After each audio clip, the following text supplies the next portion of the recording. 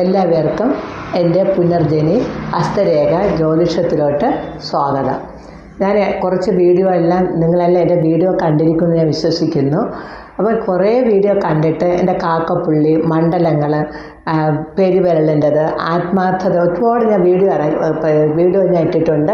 പക്ഷേ എല്ലാവരും കുറേ പേര് ഒത്തിരി ക്വസ്റ്റ്യൻസാണ് ഇപ്പോൾ ചോദിക്കാറുള്ളത്. മാഡം, മണ്ഡലം എന്ന് പറഞ്ഞാൽ എന്തോന്നാണ്, മണ്ഡലം എങ്ങനെ ഇരിക്കും, ഇങ്ങനെയൊക്കെ കുറേ പേര് അറിയാത്തവർ നമുക്ക് അത് ശരിക്കും മനസ്സിലാക്കാൻ പറ്റും. അപ്പോൾ അവർ ആത്മാർത്ഥതയോടുകൂടി എൻ്റെ യൂട്യൂബ് കാണുന്നെന്ന് എനിക്ക് മനസ്സിലായി. അവരോടെല്ലാം എനിക്ക് വളരെ സ്നേഹമുണ്ട്. ഞാൻ എന്തായാലും അവരുടെ ആ ഒരു സംശയങ്ങൾക്ക് വേണ്ടിയിട്ട് ഞാൻ ഇന്നൊരു മണ്ഡലങ്ങളെപ്പറ്റി പറയാനായിട്ട് ഞാൻ ആഗ്രഹിക്കുന്നു.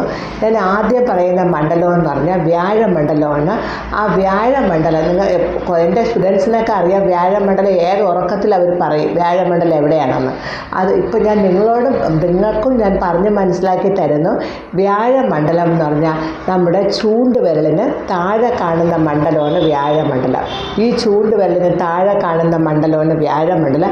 നിങ്ങളത് നോക്കും, നമ്മളൊരു കൈ നോക്കുമ്പോൾ തന്നെ വ്യാഴമണ്ഡലം ചിലവർക്ക് നല്ല പൊങ്ങിയിരിക്കും, ചിലവർക്കാണെങ്കിലോ മീഡിയം, ചിലവർക്കത്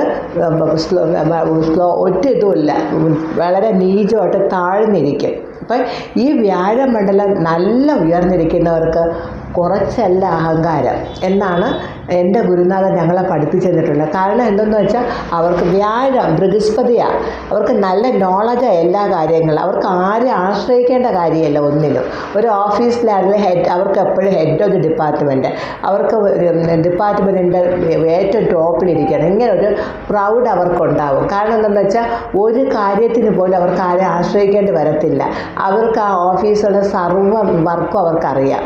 അതേപോലെ തന്നെ ആ വ്യാഴമണ്ഡലം ഏറ്റവും താഴ്ന്നിരിക്കുകയാണെങ്കിൽ അവർക്ക് എല്ലാ രീതിയിലും എല്ലാ കഴിവുകളും ഉണ്ടെങ്കിൽ പോലും അവർക്ക് ചിലപ്പോൾ ഈ ഉയർന്നിരിക്കുന്നവരെക്കാട്ടി കഴിവ്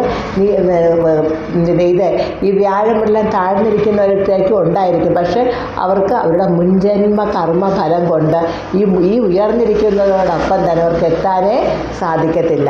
ചിലപ്പോൾ അത് ഫാമിലിയിൽ തന്നെ നമുക്ക് ഓരോ ഫാമിലിയിലും കാണാൻ സാധിക്കും.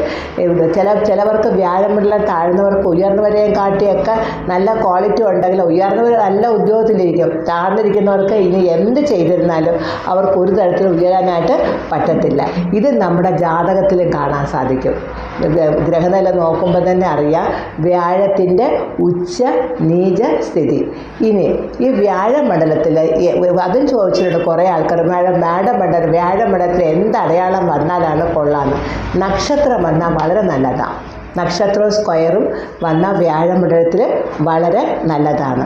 കൂടുതൽ അറിയണമെന്ന് ആഗ്രഹം ഉണ്ടെങ്കിൽ എൻ്റെ എൻ്റെ നമ്പർ, വാട്സപ്പ് നമ്പറുണ്ട്.